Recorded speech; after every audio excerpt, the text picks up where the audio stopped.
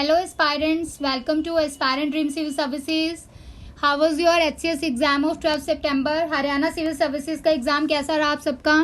Today I am going to provide you expected cutoff for the 12 September Haryana Civil Services exam on the basis of survey from the aspirants and analysis of the paper. Will provide you category wise cut off मैं बताऊंगी कि कितना रहेगा, तो आपके marks कितने बन रहे हैं आप चेक कर लीजिए. ऑफिशियल आंसर की जो है अभी थोड़े दिनों में आ जाएगा, तो आप उससे अपना मार्क्स चेक करके इस कट ऑफ के आसपास अगर आपके मार्क्स आ रहे हैं तो आप मेंस की प्रिपरेशन स्टार्ट कर दीजिए. And I also provide you strategy for the HCS mains exam.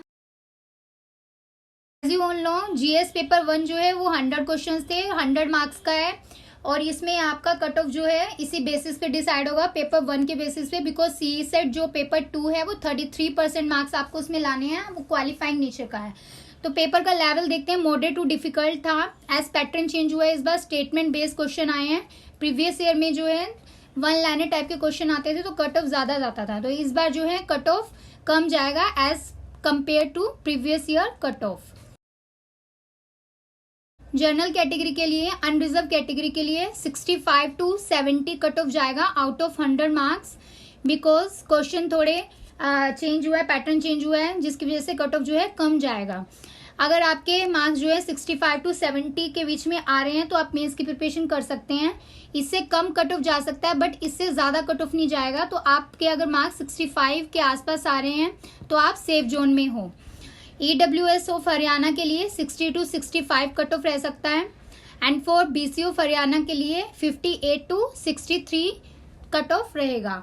And for BCA of Haryana के लिए 55 to 62 कट ऑफ रहेगा. And for SC of Haryana के लिए 50 to 56 कट ऑफ रह सकता है. As you all know, CSET paper 2 में अगर आपके 33 मार्क्स हैं, CSET के पेपर जो है as compare to previous year paper से बहुत इजी लेवल था, तो आप इजीली CSET तो क्रैक कर लोगे. पेपर 1 के लिए आप अपने आंसर की चेक कर लीजिए, ऑफिशियल आंसर की अभी आ जाएगा.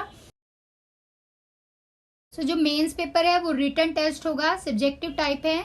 यहाँ पर 4 पेपर्स हैं, टोटल मार्क्स जो है 600 मार्क्स का है. पेपर 1 जो है वो इंग्लिश और ऐसे आएगा, उसमें ये 100 मार्क्स का रहेगा, 3 आवर्स में आपको करना होगा. Paper 2 is for Hindi and Hindi ऐसे, ये भी 100 मार्क्स का है. यहाँ से आप दोनों पेपर से, पेपर 1 और पेपर 2 से अच्छा स्कोर कर सकते हो, बिकॉज यहाँ पे ऐसे और हिंदी इंग्लिश ही रहेगा. पेपर 3 में जनरल स्टडीज है, 200 मार्क्स का है. एंड पेपर 4 में ऑप्शनल 1 रहेगा जो कि 200 मार्क्स का है. तो प्रीवियस ईयर में 2 ऑप्शनल थे, अब ऑप्शनल जो है वो एक ही रहेगा. तो आप अच्छे से यहाँ से स्कोर कर सकते हैं जिसका ऑप्शनल अच्छे से प्रिपेयर है. ऑप्शनल हिंदी इंग्लिश से आप अच्छा स्कोर कर सकते हैं, बिकॉज जनरल स्टडीज का जो है आप नहीं बता सकते कि आपका पेपर कैसा रहेगा. जनरल स्टडीज के लिए मैं आपको वीडियोस प्रोवाइड करूंगी फॉर आयर, एंड जिस तरह के क्वेश्चन आते हैं मैं डेली आपको 5 क्वेश्चंस प्रोवाइड करूंगी. आप साथ साथ प्रैक्टिस करते रहिए. जिनका प्रीलिम क्रैक हो रहा है वो अभी से मेंस की प्रिपरेशन के लिए स्टार्ट कर दे, बिकॉज टाइम कम रहता है मेंस के लिए. तो फॉर मेंस जो ऑप्शनल सब्जेक्ट है, there is a change in the optional subject. तो 29 ऑप्शनल सब्जेक्ट्स प्रोवाइड किए हैं. आपको पता ही होगा, आपने फिल किया कौन सा आपका ऑप्शनल है, तो अभी से अपना ऑप्शनल पहले प्रिपेयर कर लीजिए. इतना रिजल्ट आता है उससे पहले आपका ऑप्शनल जो है वो प्रिपेयर हो जाना चाहिए. वन इम्पोर्टेंट थिंग इज, अगर आपका मेंस क्वालिफाई हो रहा है, आपको इंटरव्यू कॉल तभी आएगी अगर आपके मिनिमम मार्क्स जो है वो मेंस में 45% मार्क्स का एग्रीगेट होना चाहिए सभी पेपर्स में. तो ये मिनिमम 33% जो है वो हिंदी के लिए है और इंग्लिश के लिए, और जो GS और ऑप्शनल के लिए उसके आपके 45% मार्क्स एग्रीगेट बनना चाहिए, तभी आपकी कॉपी चेक होगी और आपको इंटरव्यू कॉल आएगी. So this is the one important thing. Let's come to the main strategy. Before starting main strategy, एक इम्पोर्टेंट थिंग ये है, बिकॉज अगर आपका प्रिलिमिनरी रिजल्ट हो जाता है तो इसमें जो है 12 टाइम कैंडिडेट जितनी एडवर्टाइज पोस्ट है उसके 12 टाइम जो है रिजल्ट आएगा. लाइक 156 पोस्ट हैं, तो अराउंड 1872 के आसपास जो है मेंस के लिए स्टूडेंट सेलेक्ट होंगे. तो उसके बेसिस पे रिटन टेस्ट के लिए स्टूडेंट्स को, एस्पायरेंट्स को बुलाया जाएगा. तो कंपल्सरी सब्जेक्ट में हम देख लेते हैं इंग्लिश और इंग्लिश ऐसे में क्या क्या सिलेबस रहेगा. तो इंग्लिश में जो है पैटर्न क्वेश्चन का वो इंग्लिश में सबसे पहले प्रेसिव राइटिंग रहेगा, कॉम्प्रिहेंशन ऑफ गिवन पैसेज होगा, उसमें ऐसे होगा, एंड वोकैबुलरी से क्वेश्चन रहेगा और ग्रामर के क्वेश्चन रहेंगे. And for essay paper, you have to write an essay on a specific topic, like there will be a essay on demography and human resource related issues, या behavioural और social issue से related भी topic रहता है ऐसे का. Social welfare problem like child labour, gender equality, adult literacy, rehabilitation of the handicap and other topics will be there for the essay. और environmental issue से related भी ऐसे पूछ सकते हैं, like ecological preservation से related या conservation of natural resources and national heritage. तो this is the topic for the essay exam. Hindi paper 2 में देखते हैं. इसमें ट्रांसलेशन रहेगा of English passage into Hindi and later and press से राइटिंग रहेगा and explanation of the Hindi passage in the same language आपको करना होगा एंड कॉम्पोजिशन रहेगा जिसमें ईडियम एंड करेक्शन के क्वेश्चंस रहेंगे. और इसमें भी ऐसे जो आपको हिंदी में लिखना होगा on the specific topic as per the choice given on the subjects. Come to general studies paper. General studies paper में 2 पार्ट है, पार्ट 1 पार्ट 2. पार्ट 1 में जो है हिस्ट्री ऑफ मॉडर्न इंडिया और इंडियन कल्चर से क्वेश्चन रहेगा. इसमें जो है मॉडर्न इंडिया हिस्ट्री में कवर करेंगे. This is from the middle of 19th century से. और इसमें पर्सनालिटी से क्वेश्चन भी रहता है और फ्रीडम मूवमेंट से और सोशल रिफॉर्म से भी क्वेश्चन आता है. नेक्स्ट पार्ट बी में जो है ज्योग्राफी ऑफ इंडिया से क्वेश्चन रहेगा, like physical, economic and social geography of India से. पार्ट सी में जो है इंडियन पॉलिटी से क्वेश्चन रहेगा. इसमें पॉलिटिकल सिस्टम और रिलेटेड मैटर जो भी हैं उससे क्वेश्चन रहेगा. और इसमें गवर्नमेंट ऑफ हरियाणा से भी क्वेश्चन आएगा.